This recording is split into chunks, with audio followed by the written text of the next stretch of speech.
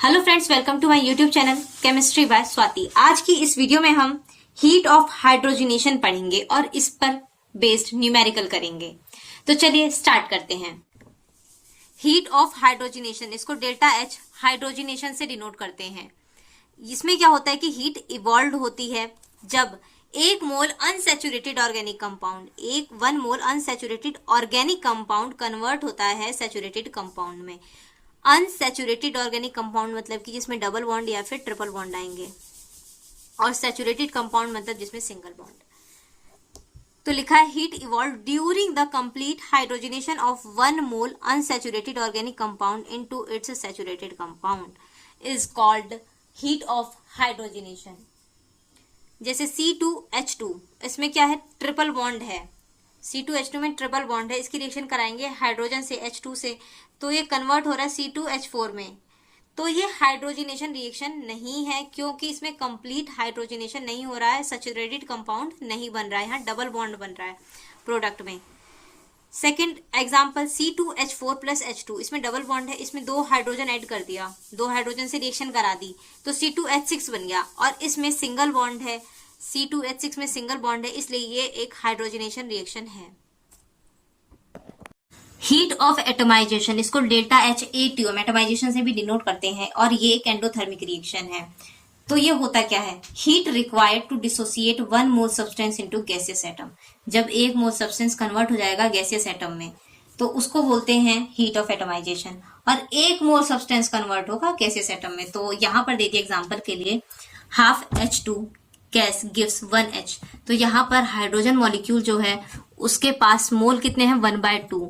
तो इसलिए ये एक एटमाइजेशन रिएक्शन नहीं है, क्योंकि वन मोल सब्सटेंस कन्वर्ट होता है गैसियस एटम में। दूसरा example H2 gas gives 2H।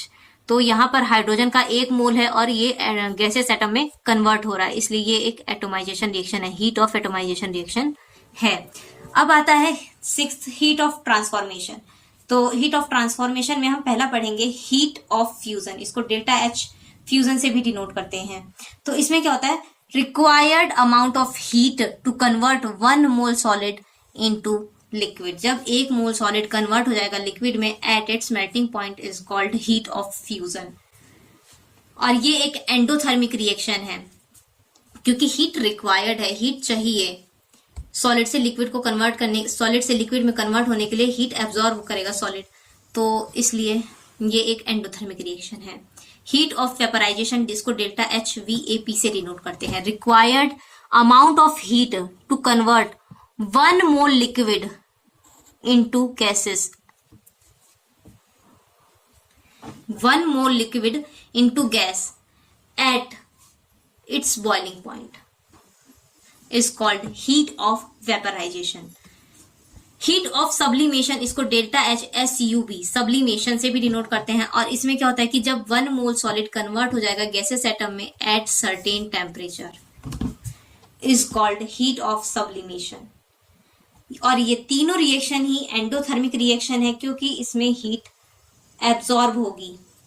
इस टॉपिक से रिलेटेड एक क्वेश्चन है, the enthalpy change for the process carbon solid to gas, carbon solid से कार्बन गैस में कन्वर्ट हो रहा है, corresponds to the enthalpy of. तो यहाँ पर सॉलिड से गैस में कन्वर्ट हो रहा है, इसलिए ये एक सब्लिमेशन रिएक्शन है, तो इसका ऑप्शन हो जाएगा फोर्थ, सब्लिमेशन।